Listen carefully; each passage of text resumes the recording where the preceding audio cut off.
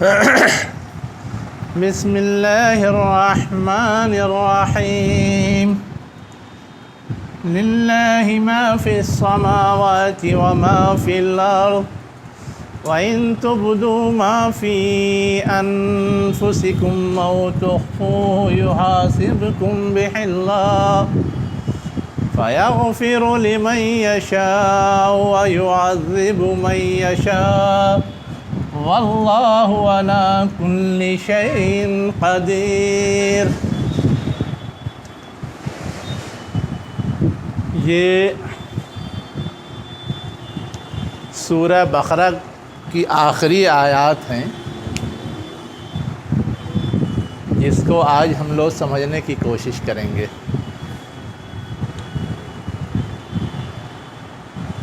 ان آخری آیات میں اصلاً پہلے آیات کو سمجھنے سے پہلے دو خاص باتیں ہیں جو سمجھنا ضروری ہے۔ پہلی بات تو یہ ہے کہ ان آیات کے سلسلے میں روایات کے اندر یہ بات آتی ہے کہ یہ معراج کا خاص تحفہ ہے۔ ہم لوگ تو یہ سمجھتے ہیں کہ نماز معراج کا تحفہ ہے۔ اسی موقع سے گویا 5 وقت کی نماز کی فرضیت کا فائنل حکم دیا گیا تھا۔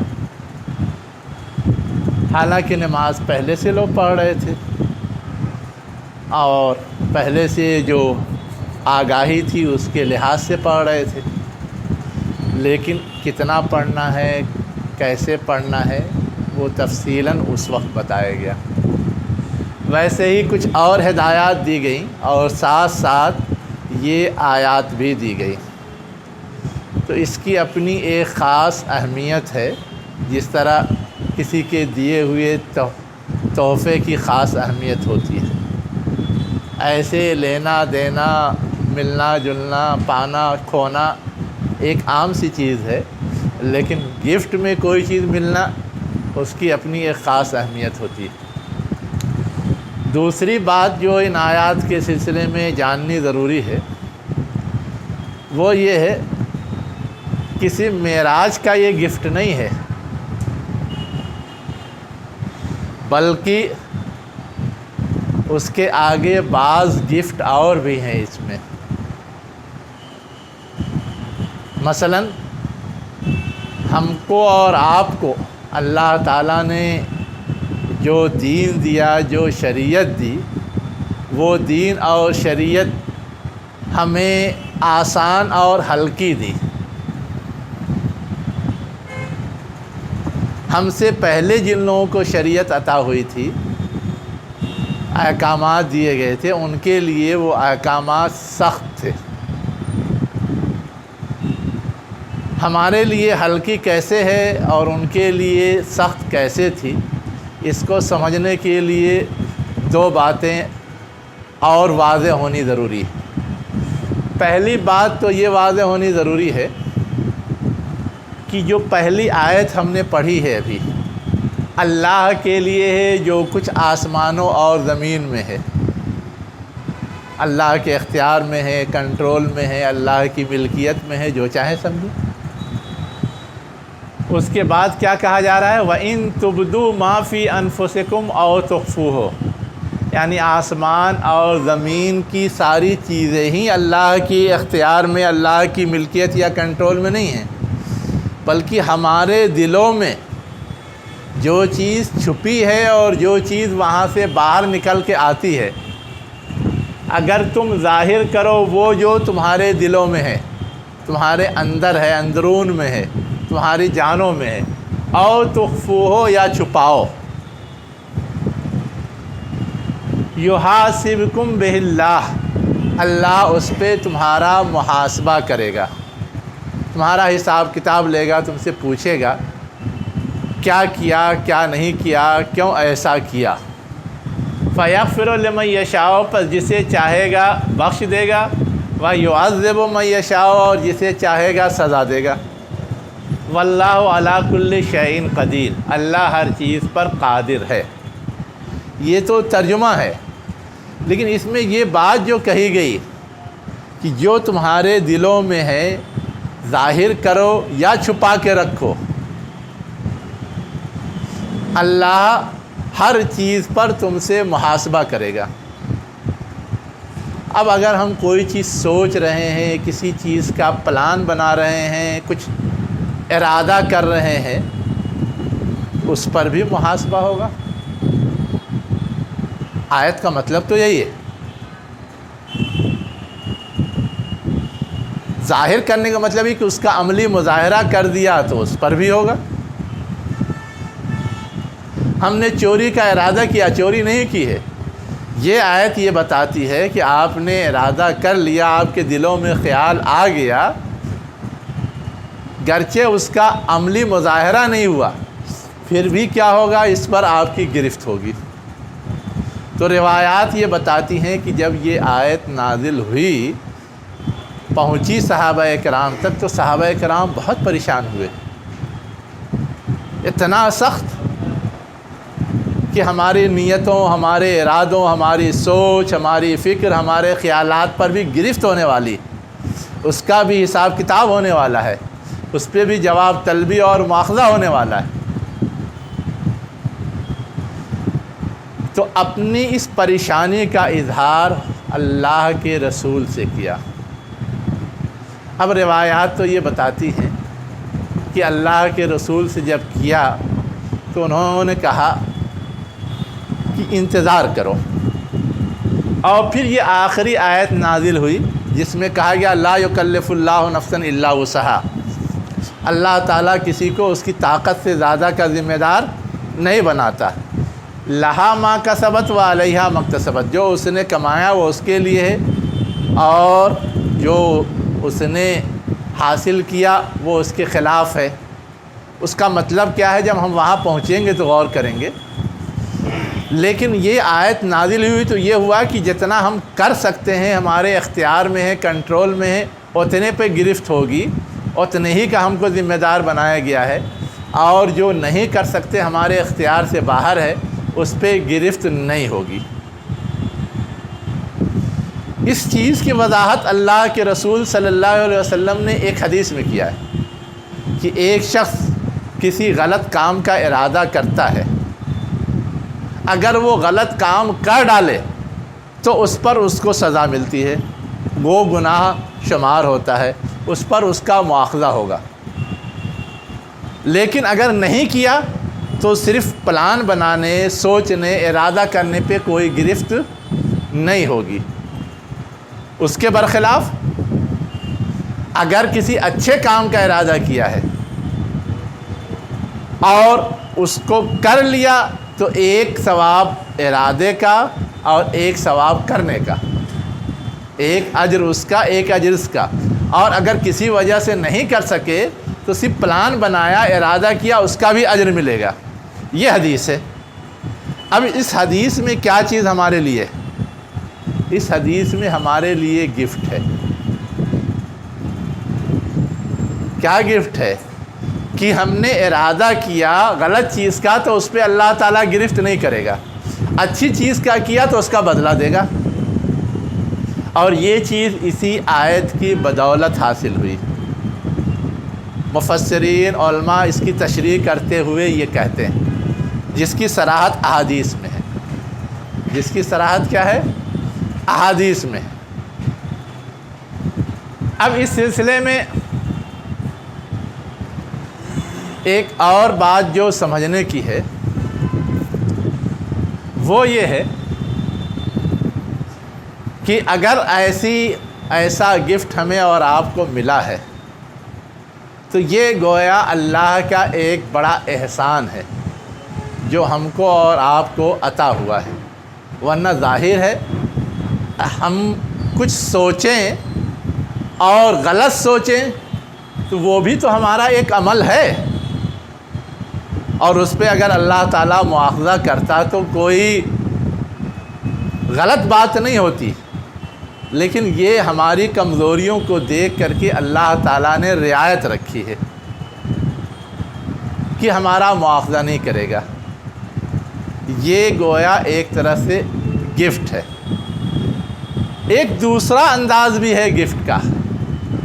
دوسرا انداز کیا ہے کہ اللہ تعالیٰ نے پچھلی قوموں کو جو احکامات دیے تھے اس میں احکامات سخت تھے اور ہم کو آسان احکامات دیے، بلکہ دعا سکھائی کہ تم ایسی دعا کرو کہ ہم پر بوجھ نہ ڈال جو ہماری طاقت سے زیادہ ہو. اور یہ دعا اسی تناظر میں سکھائی گئی. ہم یہ دعا کریں تو اللہ تعالیٰ عملی طور پہ دوسرے معاملات میں بھی اور مہربانی فرماتا ہے.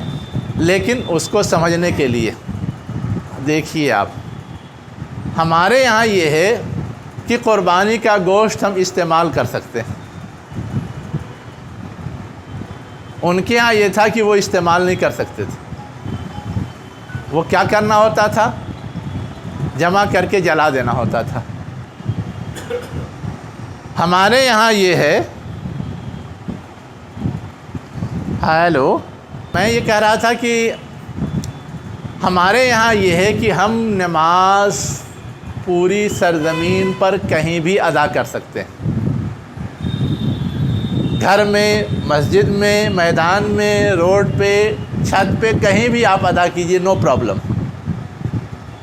لیکن ہم سے پہلے جو امتیں گزری ہیں ان کے لیے یہ لازمی تھا کہ وہ عبادت خانے ہی میں جماعت کی نماز ادا کر سکتے تھے. کہیں بھی چاہیں جماعت بنا لیں، پڑھ لیں، اتنی چھوٹ ان کو نہیں تھی. تو ایسے بہت سارے احکامات ہیں جس میں اللہ تعالیٰ نے امت مسلمہ کو رعایت دی ہے، اور اس رعایت کے لیے باضابطہ دعا سکھائی ہے جو اس آخری آیت میں ہے. یہ بھی تو اللہ کا گفٹ ہے. یہ دو اہم باتیں تھیں جو ان آیات کے سلسلے میں جاننی ضروری تھی. اب ہم لوگ آیت با آیت کچھ سمجھنے کی کوشش کریں گے. یہ تو مجموعی بات تھی.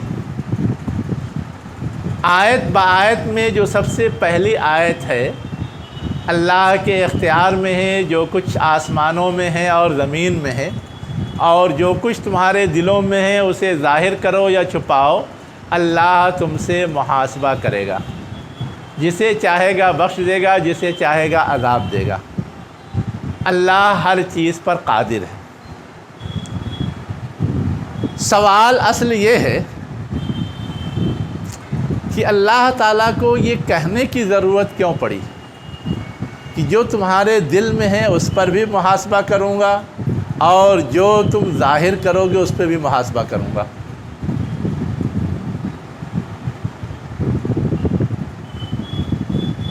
عام انسانوں کی نفسیات یہ ہے کہ جو چیز ظاہر ہو گئی اس پہ کوئی روکے ٹوکے برا بھلا کہے وہ گوارا کر لیتا ہے. وہ کیا کرتا ہے؟ گوارا کر لیتا ہے. اگر کوئی غلطی کی ہے، کوئی گناہ کیا ہے، کوئی حرکت کی ہے، لیکن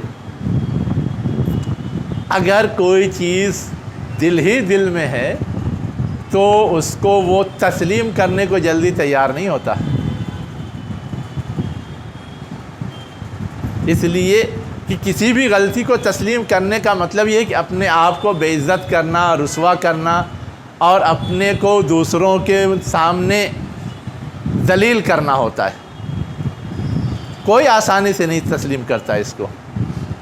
کسی سے جلن ہے، کوئی مانتا ہے کہ جلن ہے. کسی سے حسد ہے، کوئی مانتا ہے کہ میں اس سے حسد کرتا ہوں، چاہے وہ کرتا ہو، چاہے وہ جلن رکھتا ہو، چاہے وہ کینہ رکھتا ہو. کوئی اس کو ماننے کو نہیں تیار ہوتا. وہ یہ سمجھتا ہے کہ اس کو کیا معلوم کہ میں حسد کرتا ہوں، کسی سے جلن رکھتا ہوں، کسی سے کینہ کرتا ہوں. نہیں معلوم تو وہ ماننے کو تیار نہیں ہوتا ہے. دنیا کی امامت اور دنیا کی پیشوائی سابقہ اقوام یا بنی اسرائیل کے پاس تھی.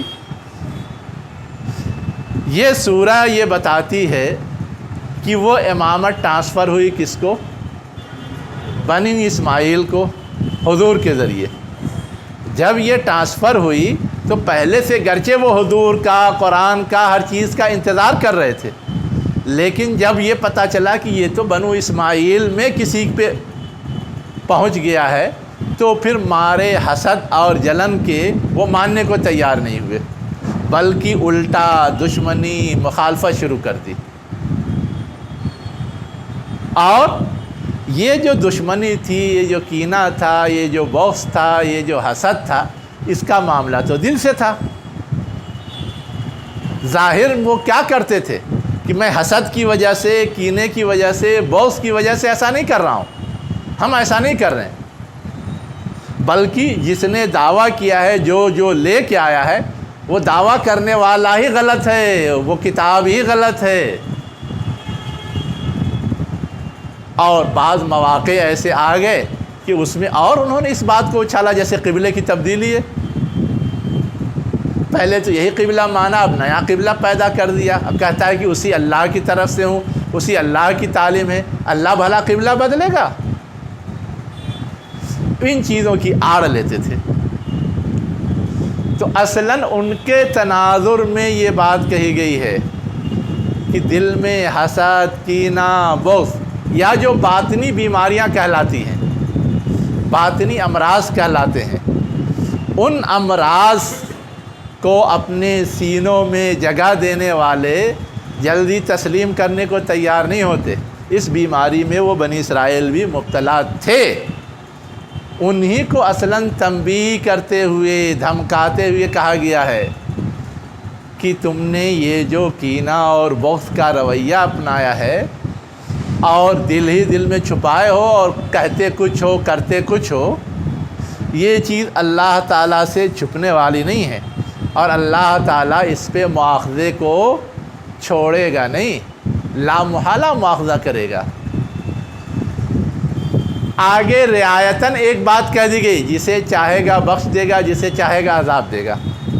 کسی نے اگر غلط فہمی میں یہ ایسا کوئی رویہ اپنایا ہے نبی کے سلسلے میں، قرآن کے سلسلے میں، تو اللہ تعالیٰ بخش بھی سکتا ہے۔ لیکن اگر غلط فہمی نہیں ہے، جانا بوجھا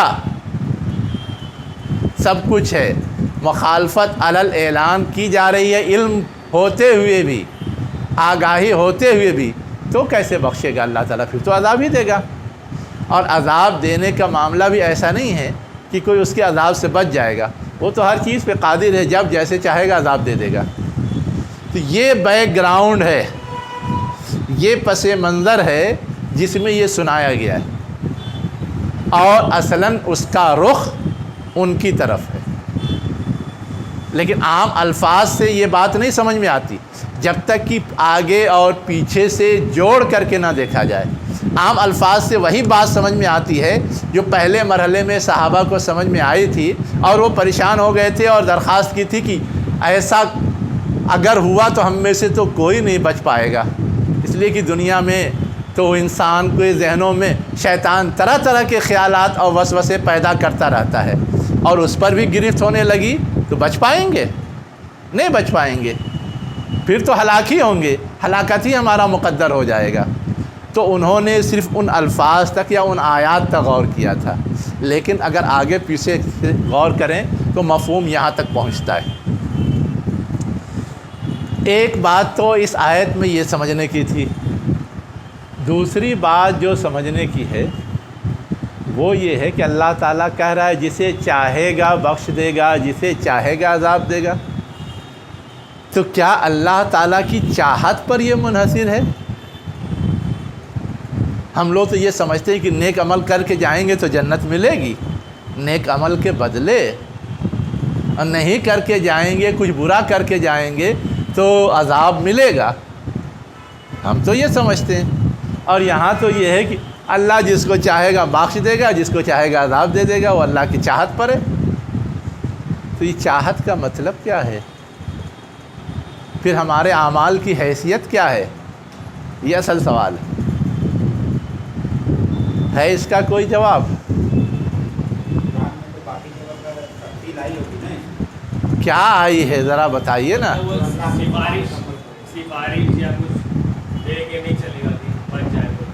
وہ تو ٹھیک ہے، لیکن یہاں جو بات کہی جا رہی ہے کہ جسے چاہے گا بخش دے گا، جسے چاہے گا عذاب دے دے گا، تو گویا عذاب اور مغفرت یہ اللہ کی چاہت پر منحصر ہے، ہمارے اعمال پر منحصر نہیں ہے۔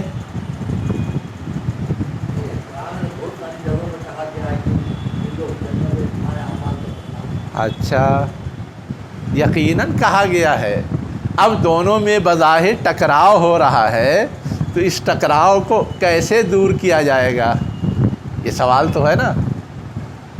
اس لیے کہ وہاں یہ ہے کہ صبر کیا تم نے اس لیے جنت ہے، تم نے نیک عمل کیا اس لیے جنت ہے، تم نے جہاد کیا اس لیے جنت ہے، تم نے قربانی دی اس لیے جنت ہے۔ اور یہاں یہ ہے کہ اللہ کی چاہت پر ہے، چاہے گا تو دے گا، نہیں چاہے گا تو نہیں دے گا۔ تو یہ جو ٹکراؤ ہے، اس ٹکراؤ کا کوئی حل ہے؟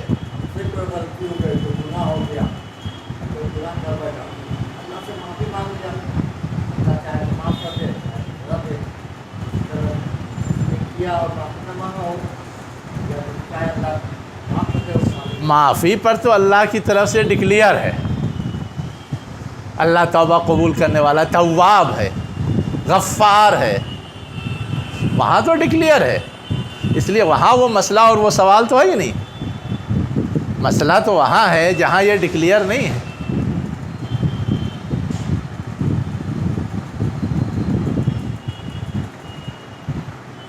شاید کا پس منظر جیسا کہ آپ بتائیں کہ یہود کے سلسلے میں اور تشریح میں یہ چیز آئی کہ کچھ لوگ تو جانتے پوچھتے ہوئے ایسا غلط کام اقدام کر رہے ہیں یا دل کے اندر ان سے بغض و حسد کینہ رکھ رہے ہیں، اور کچھ لوگ ایسے ہیں جو یہود تو ہے ان کے پاس وہ علم نہیں یہ صحیح ہے یا غلط ہے، پختہ علم نہیں ہے، اور ان سے نہ جانے یا جانے میں غلطی ہو رہی ہے، اس کے سلسلے میں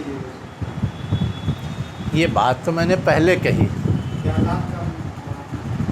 ایک جان بوجھ کے خیال آ جانا، ایک جانے میں جو برے خیال آتے ہیں، اس میں بھی مطلب پکڑ والا معاملہ۔ جو انجانے میں ہو یا غیر اختیاری ہو، ہم جا رہے ہیں کسی عورت پہ نظر پڑ گئی، یہ غیر اختیاری، لیکن پہلی نظر نہ پڑنی غیر اختیاری ہے، اس کے بعد دوسری نظر بغیر اختیار کے تو ممکن ہی نہیں ہے۔ اسی لیے پہلی نظر معاف ہے، اور دوسری نظر اگر اٹھی تو معاف نہیں ہے۔ وہ تو اللہ تعالیٰ نے اصول دے دیا، پہلے ہی ڈکلیئر کر دیا ہے۔ یہ چیز تو ہے کہ اللہ تعالیٰ امت مسلمہ جو احکامات ڈالے ہیں اس کو آسان کر دیے، وہ تو ٹھیک ہے نسبت پہلے کے لوگوں سے، لیکن آج کے دور میں جیسے ابھی بات آئی پہلی نظر اور دوسری نظر، یہ تو ایک بہت مشکل ترین کام ہے آج کے دور میں، آج کے ماحول میں، بازار میں نکلتے ہیں، یہ تو ہمارے لیے بہت مشکل ہے۔ اچھا، تو صرف آج کے دور میں بازار میں نکلتے ہیں، حضور کے زمانے میں بازار میں نہیں نکلتے تھے، باہر نہیں نکلتے تھے۔ نسبت یہود کے دین جو ہمارے اوپر ہے وہ آسان ہے، ہمارے جو ہے وہ آسان ہے، وہ ٹھیک ہے آسان ہے، لیکن آسان یہ ہونے کا مطلب یہ ہرگز نہیں ہے کہ آپ کے لیے غلطی کی راہ ہموار کر دی گئی ہے۔ اب کئی معاملہ یہ ہوتا کہ 30% 20% مرد حضرات ہیں اور 70-80% عورتیں ہیں بغیر پردہ، غیر مسلم عام طور سے جسم کھلا رہتا ہے، ٹھیک ہے، ایک نظر پڑ گئی ہٹ گئے، وہاں سے دوسری پہ جا رہی، تیسری پہ جا رہی ہے، مطلب مستقل یہ چیز کتنا بھی بچے چالو رہتا ہے۔ یہ تو مشقت ہو گئی جو قرآن میں آ رہا ہے کہ ہلکا کیا اگر اس کا الٹا ہو گیا۔ زمانے کے لحاظ سے جیسے لوگ تھے ویسا ہی تھا، بھیڑ بھاڑ ہو گئی تو زیادہ ہو گئے، اللہ وہی چل رہا۔ یہ بتائیے کہ حضور جب مکے میں تھے، حضور جب تک مدینے میں اصلاحات نہیں کر سکے تھے، کیا یہ ساری نوبتیں پیش نہیں آئی؟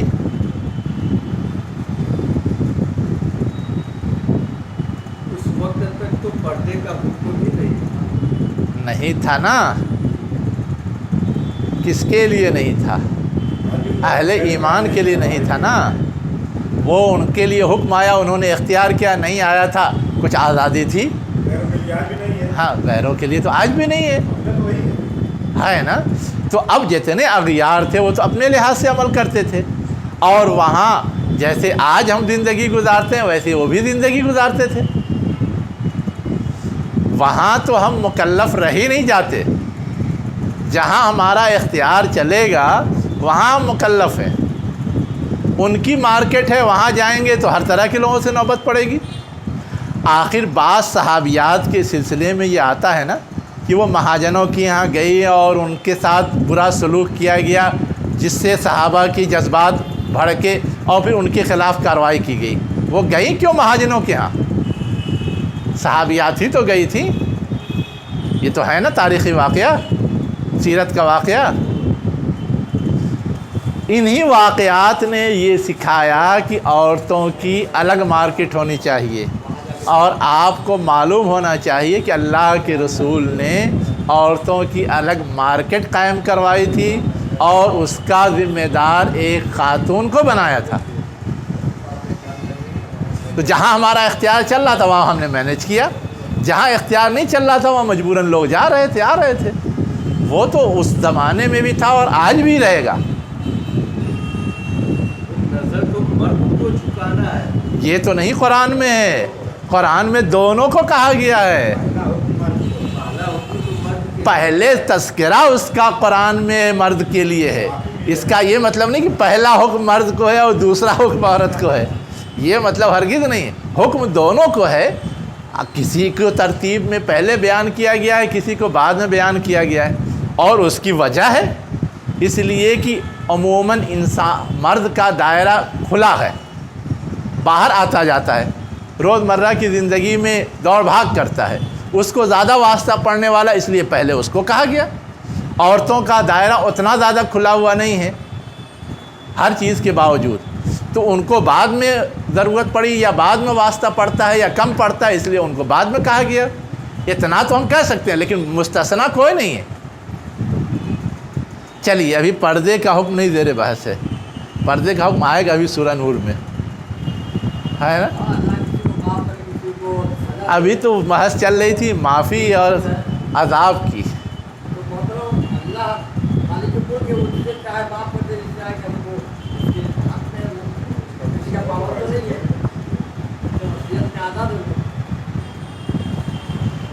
اپنے مشیت میں آزاد ہے، لیکن ہم جب آزاد لفظ بولتے ہیں نا، کون سا لفظ؟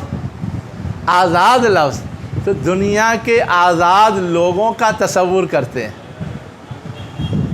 ہے نا، کہ دنیا میں جیسے آزادی ملنے کا مطلب ہے کچھ بھی کرو، صحیح یا غلط. وہ ہے اختیار میں ہے، لیکن جو عادل حکمراں ہوتا ہے اس کے اختیار میں بھی ساری چیزیں ہوتی ہیں، لیکن وہ اپنے اختیار کا بیجا استعمال کرتا ہے. کیا اگر یہی ہوتا تو جہانگیر اپنی بیوی کے لیے عدالت قائم کرواتا. نور جہاں نے جو ایک دھوبی کو مار دیا تھا تو عدالت قائم ہوئی اور قاضی نے فیصلہ سنایا تو وہ قائم کرواتا. وہ تو کہتا میرا پاور، کچھ نہیں ہوگا، جاؤ. کوئی کچھ بگاڑ لیتا. کہا، لیکن دیکھنے کی چیز یہ ہے کہ اللہ نے یہ بھی تو کہا کہ اللہ عادل ہے، اللہ منصف ہے. اب جب ہم اس کا مفہوم متعین کریں گے تو ساری صفات کو سامنے رکھ کر کے کریں گے. ہم غچہ کہاں کھاتے ہیں، دھوکہ کہاں کھاتے ہیں؟ جب دنیا کے پیٹرن پہ ہم سوچتے ہیں کہ آزادی کا مطلب بے لگام آزادی، اور اس کو ہر ایک پر چسپاں کرتے ہیں. حالانکہ ہر ایک پہ چسمہ کرنا وہ سوٹ نہیں کرتا. کسی کو کتنا بھی اختیار حاصل ہو، آزادی حاصل ہو، لیکن اس کے باوجود اس کی ایک لمیٹیشن ہے. उस लिमिटेशन से आगे नहीं जाता। वो जो लिमिटेशन को तोड़ता है वो गलत कार होता है। अल्लाह के बारे में हम ये तसव्वुर नहीं कर सकते कि वो लिमिटेशन से बाहर जाएगा। तो अल्लाह की चाहत पर मुनहसिर ज़रूर है, लेकिन वो लिमिट से बाहर नहीं होगा। वो होगा तो लिमिट के अंदर ही होगा, तभी वो बख्शेगा, तभी वो अज़ाब देगा।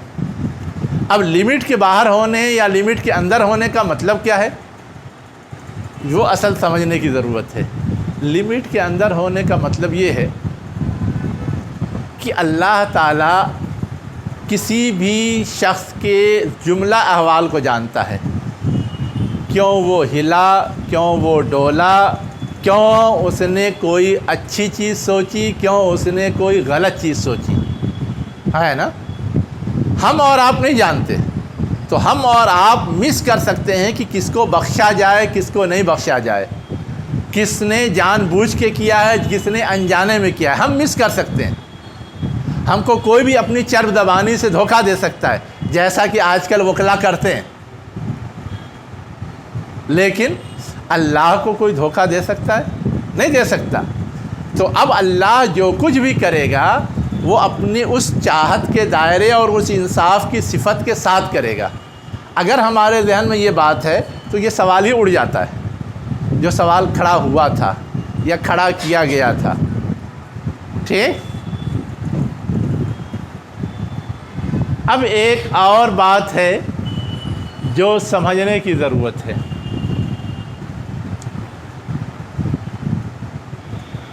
कहा यह जा रहा है कि अल्लाह हर चीज़ पर कादिर है। अपनी इस कुदरत के इजहार की ज़रूरत क्यों पड़ी?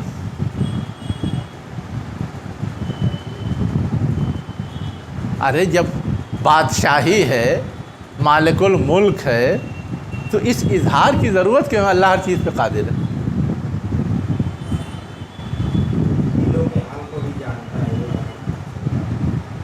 वो तो ऊपर आ चुका। इन तुब्दू माफ़ी अनफुसिकुम औ तुख्फूहु युहासिबकुम बिहिल्लाह। असल चीज़ जो है वो कहने की ज़रूरत इस वजह से पड़ती है कि कोई भी शख्स इस बात को पसंद नहीं करता कि उसको कोई तकलीफ़ पहुँचे।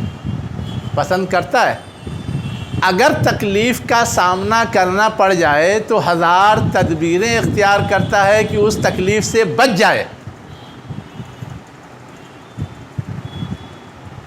हमारे यहाँ जो लोग की गलत किए हुए होते हैं उनके बारे में कोई फ़ैसला हो जाता है कि इनको सज़ा दी जानी, फिर भी वो कोशिश करते हैं इस अदालत में नहीं अगली अदालत में, अगली अदालत में नहीं उससे अगली अदालत में, अदालत से नहीं नेताजी से, नेताजी से नहीं तो पब्लिक के मोबिलाइजेशन से, हज़ार रास्तों से पैसों के ज़रिए ख़रीद करके, जो भी रास्ता हो, और नहीं कुछ तो फ़रार हो करके, भाग करके।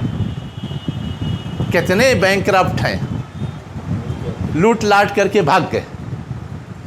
ढूंढा करे अदालत, ढूंढा करे हुकूमत, मिलेंगे ही नहीं वो। तो गोया यहाँ किसी ने गलती की, उससे बचने के हज़ार रास्ते हैं, और जो उस गलती पर सज़ा नाफिज करने वाला है, चाहे वो हुकूमत हो, चाहे वो अदलिया हो, चाहे कोई हो, है ना, उसका पावर इतना नहीं है कि वो हर चीज़ को रोक दे, ब्रेक कर दे। कोई भी हरबा इस्तेमाल करना चाहे उसे नाकाम बना दे। लेकिन अल्लाह की ज़ात ऐसी है कि कोई भी अज़ाब से बचने की किसी भी तरह की तदबीर करे, चाहे ख़रीदो फ़रोख्त, चाहे भाग, चाहे सिफारिश, चाहे कुछ भी दबाओ, कुछ भी काम आने वाला नहीं है। अल्लाह हर चीज़ पर कादिर है, ये कहने की बात असलन अल्लाह के लिहाज से नहीं है। दुनिया में जो लोग इस तरह की सूरत हाल से दो चार होते हैं और सोचते हैं कि ऐसे नहीं वैसे, वैसे नहीं वैसे बच जाएंगे, उनको समझाया जा रहा है कि दुनिया में तुम जो कुछ भी कर सकते हो एक अलग बहस है, लेकिन अल्लाह के सामने तुम्हारी एक चलने वाली नहीं है। इसलिए ये इजहार किया गया है। اب اگلی آیت ہے آمن الرسول بما انزل الیہ من ربہ، رسول ایمان لایا اس پر جو اس کی طرف نازل کیا گیا ہے اس کے رب کی طرف سے۔ کیا نازل کیا گیا ہے؟ قرآن، قرآن پر ایمان لایا۔ والمؤمنون، اور رسول کے ساتھ ساتھ سارے مومنین بھی ایمان لائے۔ کل آمن باللہ، اب کیا کہا جا رہا ہے کہ ہر ایک ایمان لایا اللہ پر، فرشتوں پر، کتابوں پر، رسولوں پر۔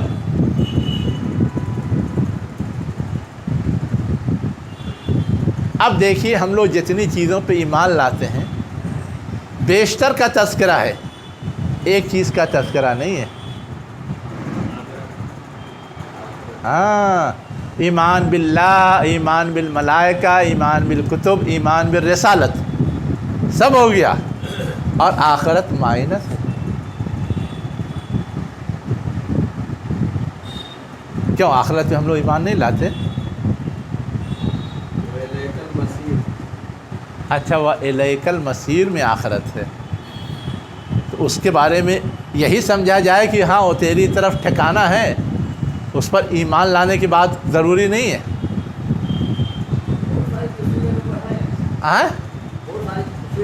اچھا، دوسری جگہ پہ کہاں ہے وہ بھی تو معلوم ہونا چاہیے۔ میں ایک ٹیڑھا سوال آپ سے کر دوں تو اور نہیں آپ جواب دے پائیں گے۔ ٹیڑھا سوال، ہاں،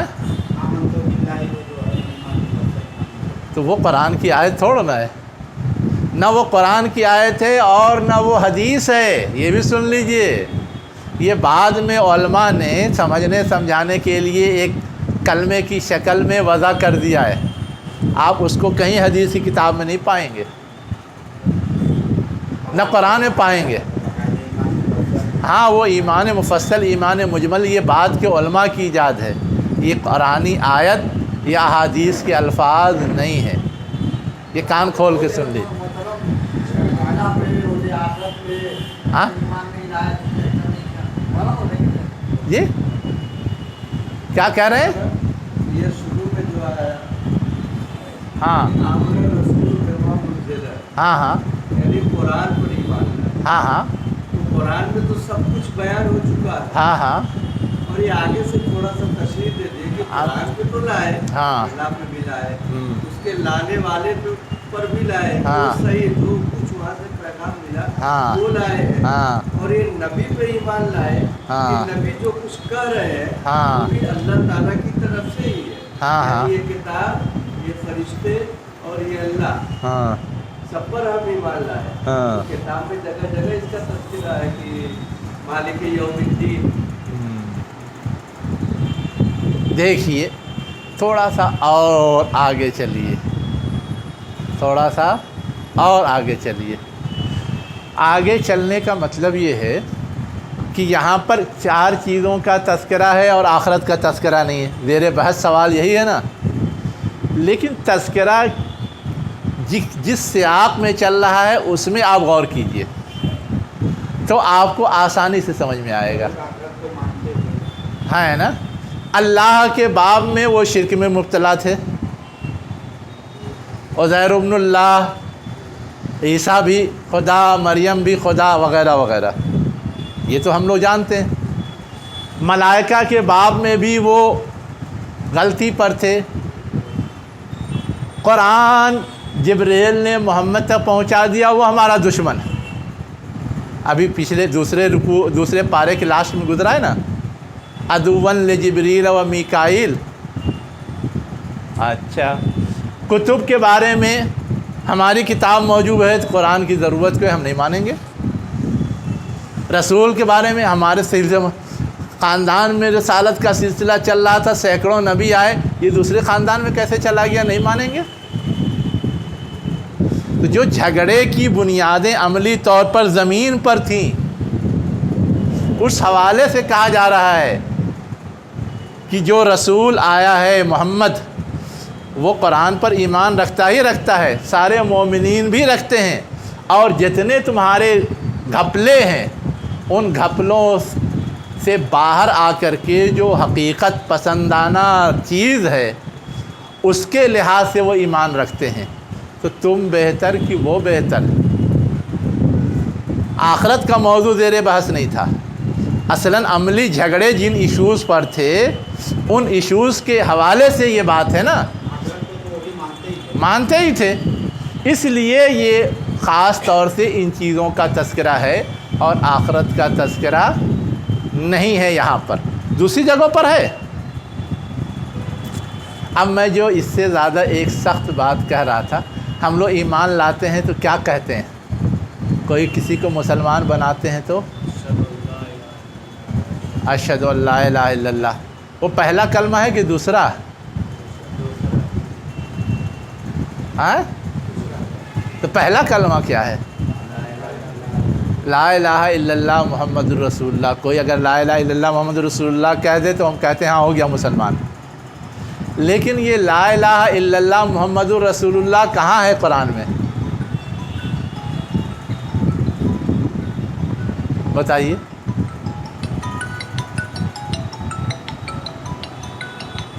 تو میں کیا کہہ رہا تھا؟ ہاں، لا الہ الا اللہ جو ہمارا پہلا کلمہ ہے وہ کہاں ہے قرآن میں؟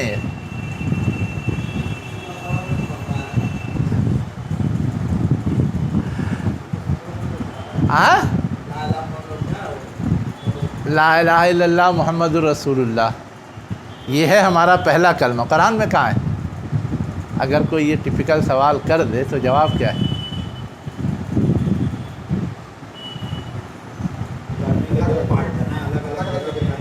اچھا الگ الگ ہے تو الگ الگ کہاں آیا ہے؟ چلیے وہ بتائیے۔ محمد الرسول اللہ تو معلوم ہے، سورہ فتح میں محمد رسول اللہ والذین آمنوا معہ اشداء علی الکفار رحماء بینہم، وہاں پہ محمد رسول اللہ آیا ہے، اور لا الہ الا اللہ کہاں آیا ہے؟ بتائیے نا۔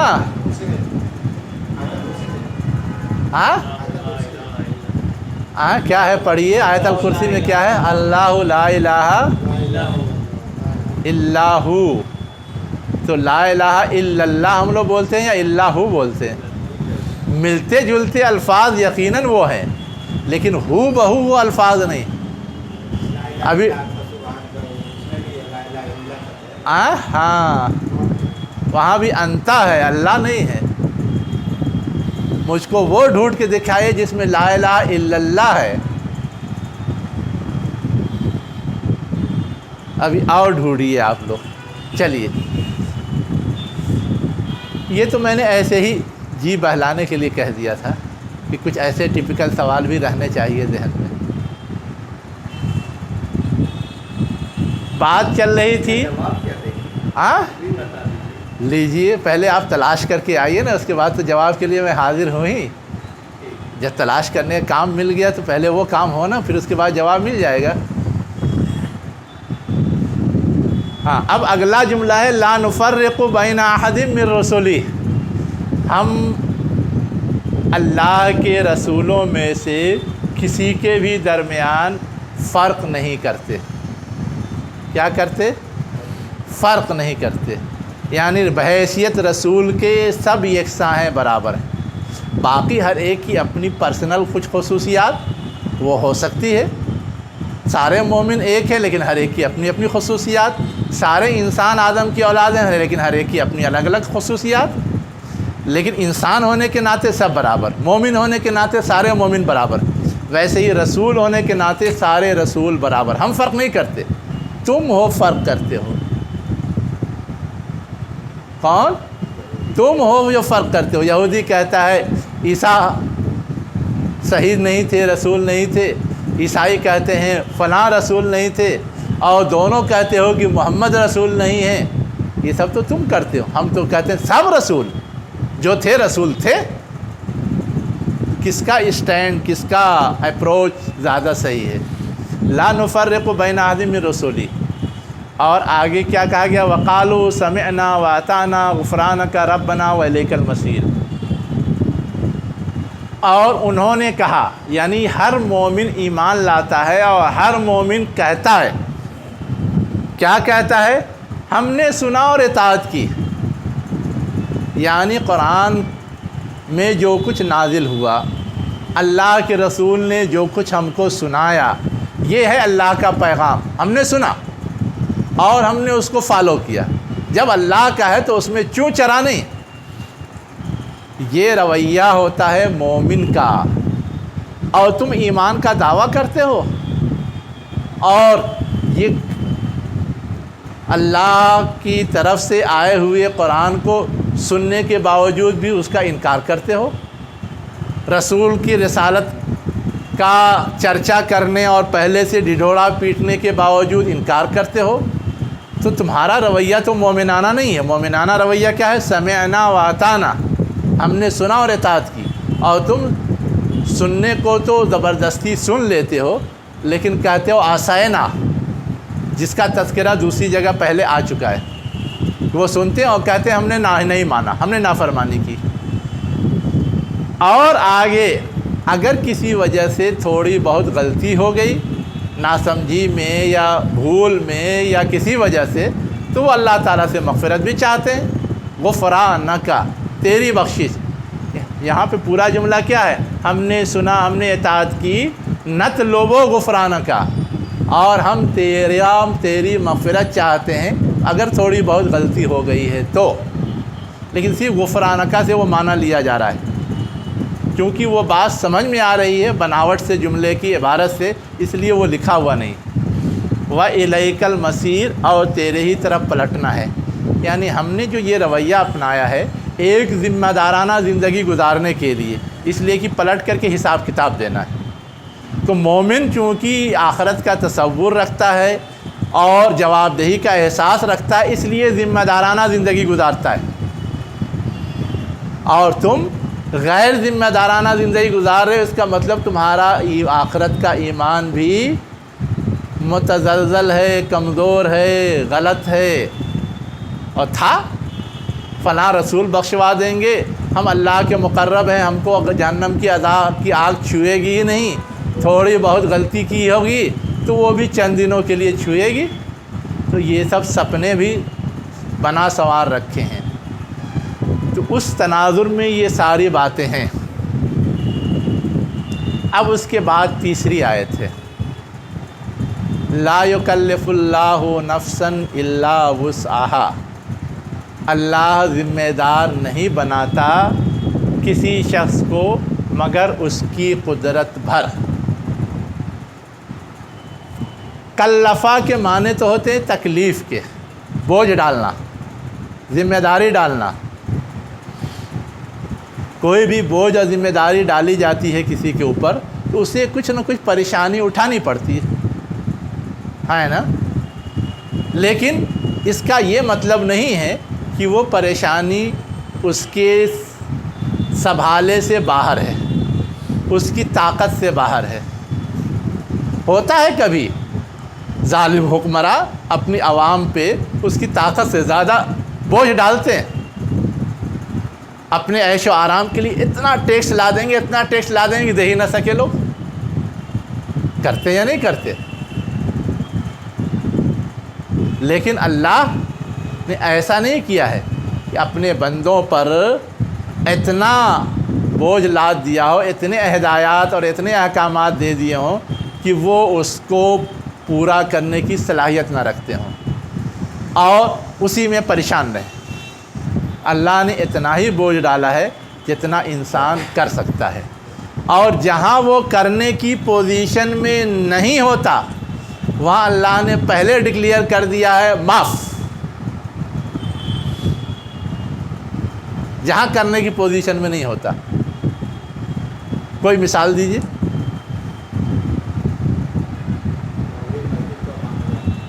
ہاں، بچاؤ کے لیے راستہ ڈھونڈ لیا، کوشش کوئی کی نہیں، اب بچاؤ کے لیے راستہ ڈھونڈ لیا۔ ارے شریعت سے مثال دیجیے، ہوا والی مثال مت دیجیے۔ کوشش بھی تو نہیں ہوئی، ہیں؟ کوشش ہونی چاہیے، احتجاج نہیں ہوا بات۔ احتجاج نہیں، جیسے ہوگا ویسے ہم کو پہنچنا چاہیے تھا۔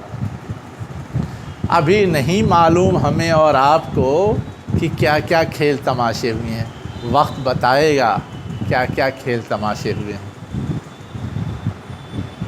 کیا کیا کھیل تماشے ہوئے ہیں وقت بتائے گا۔ جی ابھی میں بھی نہیں بتاؤں گا، اس لیے کہ میں موضوع سے ہٹ جاؤں گا، جتنا میں جانتا ہوں اس ایشو پر ہے نا، پھر کبھی میں بتا دوں گا لیکن ابھی نہیں بتاؤں گا۔ میں صرف یہ کہہ رہا تھا کہ ہم پہلے شریعت سے مثال دیکھیں۔ یہ سب مثال تو بہت سارے لوگوں نے دامن بچانے کے لیے کہنا شروع کر دیا ہے، ہماری طاقت سے باہر تھا۔ آپ کی طاقت اتنی ہے جتنا آپ کہہ رہے ہیں۔ اس کے تو صحابہ کے دور میں کئی موقع پیش آئے، ہاں جیسے قتل کی نوبت آ گئی، ہاں زبان سے کفریہ الفاظ نکالوانے کی کوشش کی گئی، ہاں کہنا پڑ گیا، ہاں وہاں پہ تو مکلف نہیں تھے، ہاں دل سے نہیں کہہ رہے تھے، مجبوراً کہہ رہے تھے، ہاں ہاں یا انسان کے جو کھانے کی چیزیں ہیں ہاں وہ کھاتا ہے عام حالات میں، لیکن جب اللہ کے رسول اور صحابہ جب آٹھی لے گئے تھے تو ہاں پتیاں کھانی پڑی، ہاں مکلف تو نہیں تھے اس کے، لیکن مجبوراً ان کو اپنی زندگی کو باقی رکھنے کے لیے کھانا پڑا۔ ارے سیدھا سادہ جواب ہے کہ حرام حرام ہے نا، اس سے بچنا ہماری ذمہ داری ہے، لیکن اگر حرام کے علاوہ چارہ ہی نہیں ہو تو اللہ تعالیٰ نے حرام کو حلال کر دیا ہے۔ تو جہاں ہمارے صلاحیت سے اوور ہوا وہاں تو اللہ نے خود ہی کہہ دیا فَمَنِ اسْتُرَّ غَيْرَ بَاغٍ وَلَا عَادٍ، کہہ دیا نا۔ آپ بیمار ہیں، روزہ نہیں رکھ سکتے، تب بھی اللہ تعالیٰ کہتا ہے چل رکھ، ہر حال میں تجھے رکھنا ہے۔ آپ کے پاس پیسہ نہیں ہے حج کے لیے جانے کے لیے، تب بھی اللہ تعالیٰ کہتا ہے جانا ہی جانا ہے۔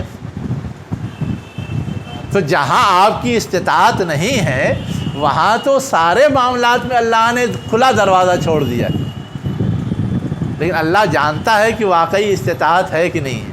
اگر اس کھلے دروازے کا آپ نے غلط استعمال کیا تو دبوچ لے گا، پھر بخشے گا نہیں۔ ہر معاملے میں ہے، ہم ایک دو معاملے میں نہ دیکھیں، ہے نا۔ تو اللہ تعالیٰ نے یہ جو کہا لا یکلف اللہ نفسا الا وسعہا، وہ بالکل اپنی جگہ درست بات ہے کہ جو انسان کر سکتا ہے وہی اس کے کاندھوں پہ ڈالا گیا ہے، اور کبھی کوئی اڑچن آ گئی تو راستہ کھلا چھوڑا گیا ہے۔ یہ ایک بات سمجھ میں آئی۔ لیکن دوسری بات جو سمجھنے کی ہے وہ یہ ہے کہ اس کو طے کیسے کیا جائے گا کہ اتنی میری طاقت ہے اور اس کے آگے میری طاقت نہیں ہے۔ ہاں اچھا، دل کے معاملات ہیں، اور دل تو عیار ہے، 100 بھیس بدل لیتا ہے، اپنی غلطیوں کی 1000 تعویل کر لیتا ہے۔ اللہ تعالیٰ دلوں کے راستوں کو تو جانتا ہے، وہ پر آ چکا ہے۔ ہے نا۔ تو گویا سارا معاملہ لوگوں کے دل پہ چھوڑ دیا جائے، ہے نا۔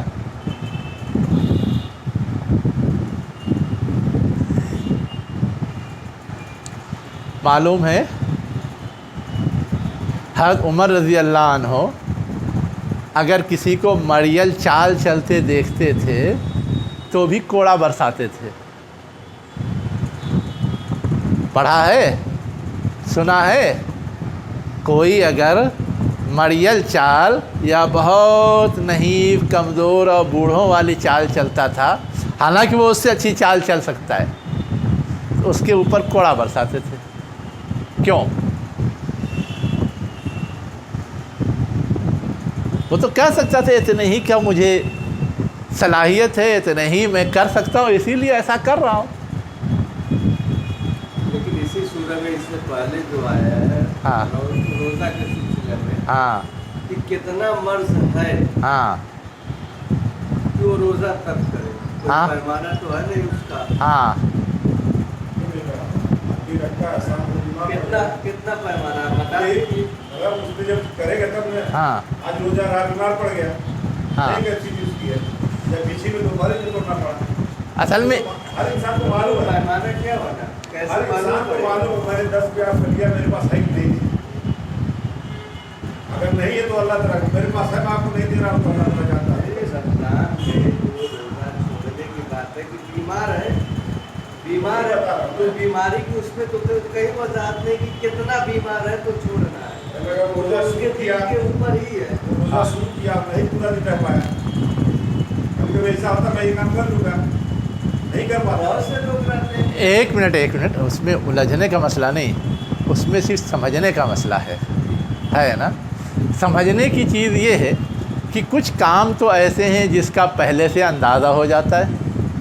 अब हज करने जाना है, 1 लाख रुपया खर्च होगा, हमारे पास नहीं 1 लाख रुपया, तो हमको तो समझ में आ रहा है कि हम अभी हज नहीं कर सकते। ये थोड़ा है कि हम 50,000 है तो 50,000 का सफ़र करने के बाद समझ में आएगा कि हम नहीं कर सकते, तो पहले ही समझ में आ रहा है, पहले ही वो सफ़र नहीं शुरू करेगा। और रहा रोज़े का मामला, रोज़े के मामले में भी यही है कि अगर ऐसी बीमारी आपको लाहिक है कि आपके लिए इतनी देर तक भूखे प्यासे रहना मुमकिन नहीं है, आपको तो पहले से मालूम है, आप नहीं रखेंगे। लेकिन अगर ऐसा कोई मामला है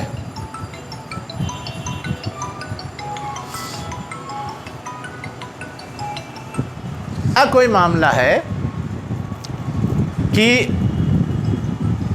आप तय नहीं कर पा रहे है ना, तो उस सूरत में ये है कि आप स्टार्ट लीजिए। अगर आप मंजिल तक पहुंच गए तो फ़ाबिहा, और अगर नहीं पहुंचे तो जहां अड़चन आ गई वहीं आप आज़ाद।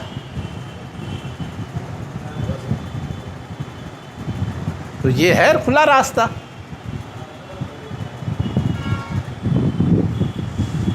चलिए,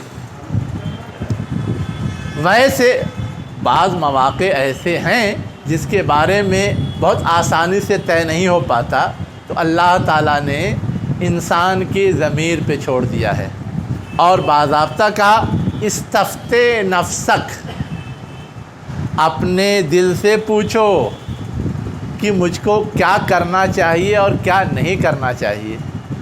दिल खूब अच्छी तरह बता देगा कि ये कर सकते हो तुम करो, और ये नहीं कर सकते या नहीं करना चाहिए मत करो।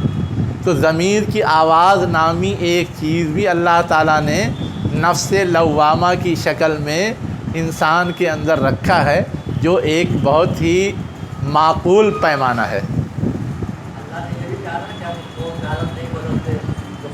अरे कौम की बात बाद में कर लेंगे, पहले फ़र्ज़ की बात कीजिए ना।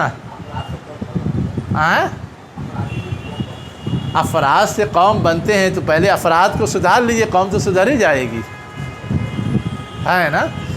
लेकिन उसके लिए ये इंतज़ार नहीं करना है कि सब लोग सुधर जाएंगे तब। हाँ, हर फ़र्द की सुधार का काम भी चलता रहेगा और हर फ़र्द के साथ साथ पूरी कौम के सुधार का काम भी चलता रहेगा। चलिए, अब अगला जुमला है जो उससे ज़्यादा गंभीर है। लहा मा कसबत व अलैहा मक्तसबत, उसके हक़ में है जो उसने कमाया और उसके ख़िलाफ़ है जो उसने कमाया। दोनों तो कमाई ही है, एक जगह कसबा है, एक जगह इक्तसबा है। फ़र्क क्या है दोनों में?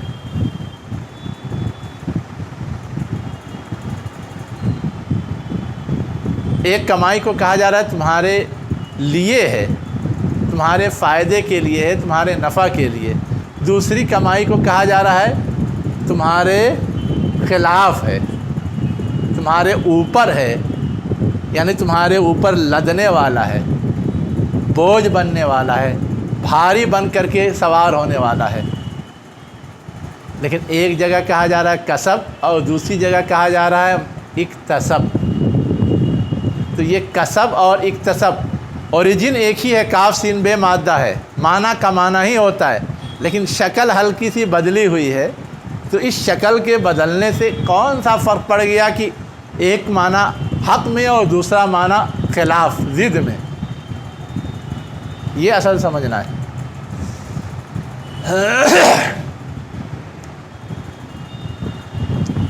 कुछ समझ में आया है पहले? ہاں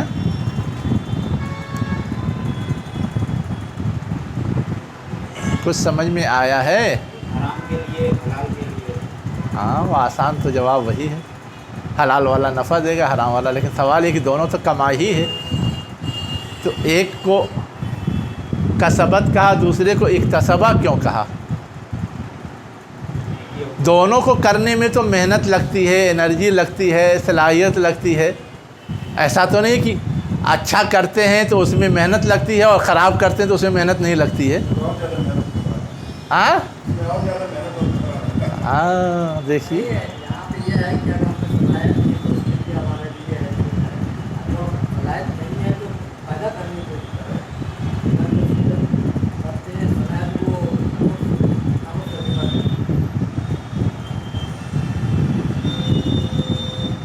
میں نے ابھی ایک حدیث آپ کو سنائی تھی، یاد ہے؟ استفت نفسک تو ابھی سنائی ہے، اس سے پہلے ایک حدیث سنائی تھی کہ انسان جب کسی کام کا ارادہ کرتا ہے، اگر کام اچھا ہے تو ارادے پر بھی ثواب ہے اور کام پر بھی ثواب ہے، اور اگر کام غلط ہے تو ارادے پر اسی وقت گرفت ہوگی جب اس کو کر ڈالیں گے. اگر نہیں کیا تو اس پہ کوئی گرفت نہیں ہوتی. کس پر؟ اگر نہیں کیا تو ارادہ تو کیا تھا گناہ کرنے کا. ہاں ہاں گناہ کیا نہیں تو اس پہ ثواب ہے کیا؟ اس پہ ثواب کس چیز کا ملے گا؟ وہ کام کیا نہیں. ہاں نہیں کیا اس کو کرنا ہی نہیں تھا. ایک غلط چیز کا ارادہ کیا تھا، اس سے رک گیا. وہ حدیث اگر یاد ہے تو اب یہاں پہ دیکھیے، کسبت میں ایک چیز نہیں کر رہا ہے پھر بھی وہ اس کے حق میں ہے. اچھی چیز کی نیت کی اور نہیں کیا پھر بھی وہ اس کو نفع پہنچا رہا ہے. ایک غلط چیز کی نیت کی، نہیں کیا تو اس پہ کوئی نقصان نہیں ہے، کر ڈالا تب نقصان ہے. تو گویا یہ اکتسبہ کی جو تعبیر ہے یہ ارادے اور عمل دونوں کا مجموعہ. غلط چیز کا ارادہ کیا اور غلط چیز کر ڈالا تب اس کا عذاب ہے. صرف ارادہ کیا تو عذاب نہیں. اور کسب میں کیا ہے؟ ارادہ کیا تو بھی ثواب اور کر ڈالا تو 2 گنا ثواب ہے نا. فرق کچھ ہے؟ تو اب یہ فرق ظاہر کرنے کے لیے اتنی لمبی تقریر کی جائے اور یہاں صرف الف تے بڑھا کر کے وہ سارا معنی آ گیا. یعنی ان کے اوپر بوجھ وہ لدے گا جو عملاً کر ڈالیں گے، اور ثواب اس کا ملے گا جس کا ارادہ کریں گے تو بھی ثواب، کر ڈالیں گے تو بھی ثواب. اسی کی تشریح ہے وہ حدیث. ٹھیک ہے. اب آگے کہا جا رہا ہے ربنا لا تواخذنا، اے ہمارے رب تو ہمارا مواخذہ نہ کر. ہم تو خطا کار ہیں، کمزور ہیں، بہت ساری بیماریوں سے لیس ہیں. آپ کہیں گے بیماریوں سے لیس ہیں؟ اچھے خاصے صحت مند ہے، کہہ رہے ہیں بیماریوں سے لیس ہے. قرآن کہتا ہے کہ ہاں انسان بیماریوں سے لیس ہے. خلق الانسان من عجل، جلد بازی بیماری ہے یا خوبی ہے نا. خلق الانسان حلوا، انسان پیدا کیا گیا ہے تھوڑلا. تھوڑلا کا مطلب سمجھتے ہیں؟ نہیں سمجھتے. تھوڑلا کا مطلب یہ کہ بہت ہی چھوٹے دل والا ہے نا. کم محنت کرے، زیادہ ثواب اور بدلہ چاہیے. تھوڑی سی تکلیف ہو اس کو پہاڑ بنا کے پیش کرے. یہ کمزوری یا یہ نفسیاتی بیماری ہے انسان میں، اسی کو بولتے ہیں تھوڑلا. سورہ فجر میں اسی کی تشریح ہے. ہماری طرف سے کوئی نعمت ملتی ہے تو خوب خوش ہوتا ہے، اور ذرا تکلیف ہو واویلا کرتا ہے. اسی کو مختصر لفظ خلق الانسان حلوٰ. تو اب یہ ساری چیزیں جو انسان کی خصوصیات ہیں اس کو گنایا ہے قرآن نے یہی بتانے کے لیے کہ کچھ کمزوریاں بھی ہیں انسان کے اندر، ہے نا.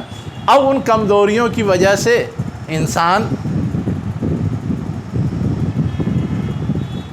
بہت ساری غلطیاں کرتا ہے. جس وقت اللہ نے بوجھ ڈالا تھا، امانت ڈالی تھی، سورہ احزاب کے اندر جس کا تذکرہ ہے، وہاں بھی امانت لینے کے بعد کیا کہا گیا ہے؟ ان الانسان ظلوما جہولا. وہ جاہل بھی ہے، حقیقت کو پوری طرح سمجھتا نہیں. وہ ظالم بھی ہے، ایک چیز کو جہاں رکھنا چاہیے اس سے ہٹا کے دوسری جگہ رکھ دیتا ہے. ظلم کا اصل معنی تو یہی ہے. یہ سب جو انسانی کمزوریاں اسی کی وجہ سے اس سے بہت ساری غلطیاں ہوتی ہیں.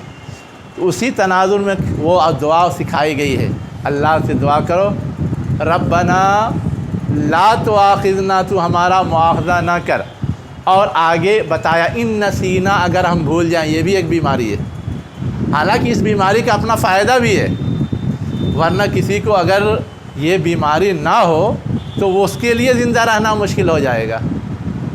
باپ مر گئی، بیوی مر گئی، بیٹا مر گیا، اسی میں اگر ہمیشہ یاد کر کے پڑا رہے تو کسی کام کے لائق رہے گا؟ تو بھول جاتا ہے تو پھر کام کرنے لگتا ہے. جب تک نہیں بھولتا اس وقت تک کام سلو رہتا ہے یا رکا رہتا ہے. یہ اللہ کا نظام ہے. لیکن اگر یہی نسیان کچھ اچھے کام کرنے میں حائل ہو جائے تو یہ اسی کمزور صفت کی وجہ سے ہوتا ہے. اس لیے ہم اللہ سے معافی مانگ لیں، اللہ معاف کر دے گا. تو نہ مواخذہ کر اگر ہم بھول جائیں او اختانہ، یا غلطی کر جائیں. اب غلطی کیسے کرتے ہیں؟ جلد بازی میں غلطی کرتے ہیں نا. یا اور جو دوسری خصوصیات آئی ہیں، ربنا ولا تحمل علینا اسرا، اے ہمارے رب ہم پر نہ ڈال اسر، بوجھ،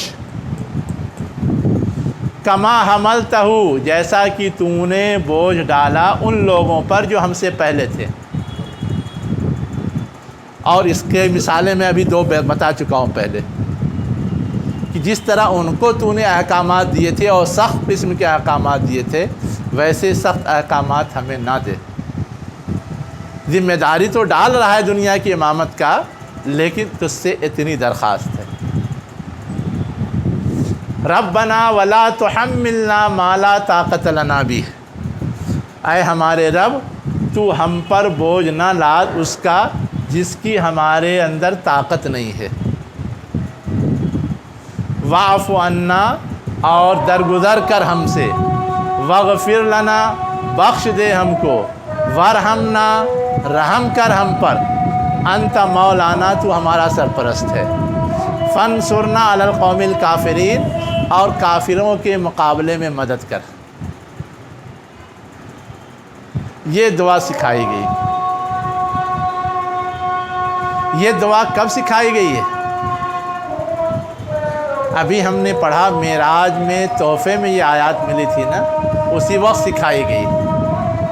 اور اس وقت ابھی اہل کتاب سے واسطہ نہیں پڑا تھا، لیکن یہ تھا کہ واسطہ پڑے گا. اس لیے کہ جب معراج کا واقعہ ہوا ہے اسی وقت مدینے کے لوگوں سے ربط ضبط قائم ہو گیا تھا. کچھ لوگ جو پہلا گروپ آیا تھا بیعت عقبہ اولیٰ میں، بیعت عقبہ ثانیہ میں پہلے ہی بیعت کر کے جا چکا تھا، حضور کو دعوت دے کے بھی جا چکا تھا، حضور کو خواب میں مدینہ دکھایا بھی جا چکا تھا، وغیرہ وغیرہ. تو اب یہ تھا کہ وہاں جانا ہے اور وہاں نئے احوال پیش آئیں گے.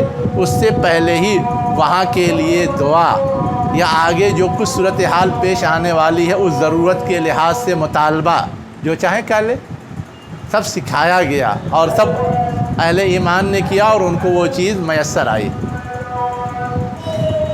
یہ تو سورے کا خاتمہ ہے، لیکن ابھی دو تین باتیں اور ہیں، اذان ہو جائے تو. یہ بات تو یہ ہے کہ آج تو ہم نے سورہ بقرہ ختم کر لیا، لیکن سورہ بقرہ سے پہلے ہم لوگوں نے دوسرا پارہ بھی ختم کیا تھا، اور ایک ایک پارے پہ اگزام ہوتا تھا. پہلے پارے کا تو اگزام دیا تھا، اور دوسرے پارے کا ایگزام کرونا کی وجہ سے ٹل گیا تھا، تو وہ کب دینا ہے؟ اب تو تیسرا پارا بھی آدھا ہو گیا، آدھا ہوگا تو اس کا بھی دینا پڑے گا، تو ڈبل ایک ساتھ دینا ہے یا وہ پہلے دینا ہے؟ الگ الگ دینا ہے۔ تو دوسرے پارے کے لیے کوئی ڈیٹ طے کر لیے تاکہ تیاری کیجئے اور اس کا ہو جائے، پھر آگے یہ بھی چلتا رہے گا۔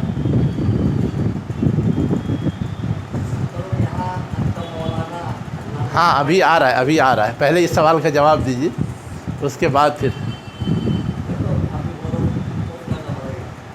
ہاں ایک پارے کا دوسرے پارے کا، پہلے پارے کا تو ہو چکا تھا۔ ہاں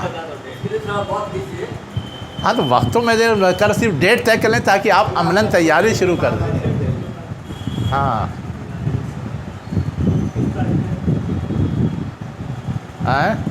آج 17 ہے اور اس کے بعد 31 کو، ٹھیک؟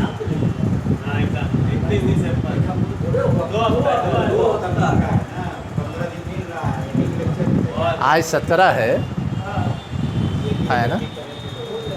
چلیے، تو 17 کو 31 کو گویا دوسرے پارے کا ایگزام ہوگا۔ ایک بات تو یہ تھی۔ دوسری بات یہ تھی کہ ہم نے سورہ ختم کیا ہے، تو ہر سورہ اپنی ایک الگ حیثیت رکھتا ہے نا؟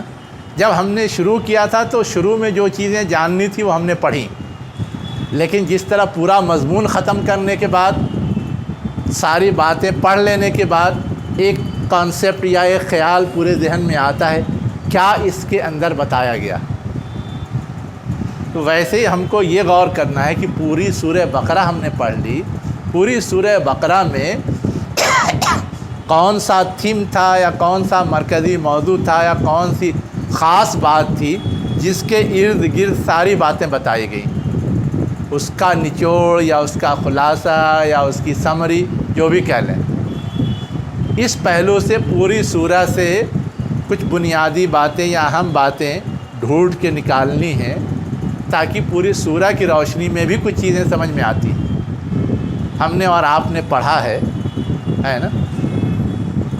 سورہ نصر نازل ہوئی تو یہ ہوا کہ اللہ کی مدد آئے گی، فتح ہوگا، غلبہ حاصل ہوگا، لیکن حضرت عبداللہ ابن عباس کو یہ سمجھ میں آیا کہ حضور کا آخری وقت آ گیا ہے، جس کے لیے کوئی لفظ وہاں پہ نہیں ہے، لیکن پورا مفہوم جب انہوں نے غور کیا اور یہ کہ حضور جس مشن کے لیے آئے تھے وہ پورا ہو گیا، تب حضور کے رہنے کی کیا ضرورت ہے؟ حضور کا آخری وقت آ گیا، انہوں نے وہ نتیجہ نکال لیا۔ ویسے ہی آپ سورہ بقرہ پڑھیں گے تو سورہ بقرہ کی مجموعی باتوں سے بہت سارے نتیجے نکلیں گے۔ ویسے کیا کیا نتیجے نکلتے ہیں اس نقطۂ نظر سے بھی تھوڑا سا غور کیجئے، ہے نا؟ بات ہوگی، میں بھی کچھ چیزیں بتاؤں گا، ہے نا؟ لیکن آپ غور کیجئے پہلے کہ کچھ چیزیں سمجھ میں آتی ہیں یا نہیں آتی۔ تو دوسری بات یہ تھی۔ تیسری بات یہ ہے کہ ہم یہ سمجھتے ہیں کہ جیسے کتابوں میں الگ الگ مضامین ہوتے ہیں، ہر مضمون الگ ہوتا ہے، ایک مضمون کا دوسرے مضمون سے کوئی تعلق نہیں ہوتا، لیکن کتاب اچھی وہی مانی جاتی ہے کہ ہر مضمون کا دوسرے مضمون سے تعلق ہو، اور عموماً جب کسی خاص ٹاپک پہ لکھی جاتی ہے تو کچھ نہ کچھ ریلیشن ایک مضمون کا دوسرے مضمون سے ہوتا ہے۔ تو یہ تو ہدایت نامہ ہے، اللہ کا کلام ہے، اس میں تو اور زیادہ کوئی نہ کوئی ربط، کوئی نہ کوئی جوڑ، کوئی نہ کوئی تعلق ہوگا۔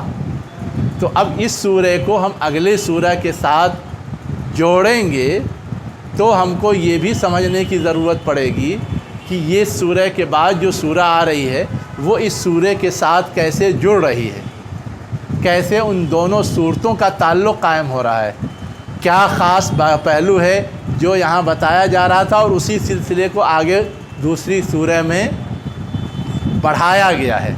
تو اس پہلو سے بھی غور کرنے کی ضرورت ہوتی ہے ہر سورہ کے خاتمے پر اس سورہ میں جو باتیں تھیں اور اگلی سورہ میں جو چیز شروع ہو رہی ہے، دونوں میں کوئی لنک، کوئی ربط، کوئی تعلق ہے یا نہیں ہے، اس کو بولتے ہیں نظم۔ یہ تیسری بات ہے جس پہ ہم کو اور آپ کو غور کرنا ہے۔ ایک چوتھی بات اور ہے، اور وہ زیادہ اہم ہے۔ آج ہی نہیں، میں نے جتنے بھی درس دیے ہیں آپ کے سامنے بہت سارے سوالات چھوڑے تھے میں نے۔ آپ ڈھونڈیے، آپ تلاش کیجئے، آپ محنت کیجئے، آپ کچھ ڈھنگ سیکھیے کہ اس طرح کے سوال آ جائیں تو کیسے اس کو حل کیا جاتا ہے۔ کبھی کبھی تو آپ جواب لائے اور کبھی کبھی جواب ندارت، بھول بھی گئے کہ ہاں کوئی سوال کیا گیا تھا۔ تو کیا ان سوالات کے جوابات نہیں چاہیے؟ میں بھی مطمئن ہو جاؤں کہ میرا بوجھ بھی کم، یا چاہیے؟ تو آپ نوٹ نہیں کر رہے ہیں اس لیے آپ کو بہت ساری چیزیں یاد نہیں ہوں گی، لیکن جتنی یاد ہے اس کو ایک جگہ جمع کیجئے، اس پر پھر بات ہوگی تو پوری سورہ کمپلیٹ مانی جائے گی۔ وآخر دعوانا ان الحمد للہ رب العالمین۔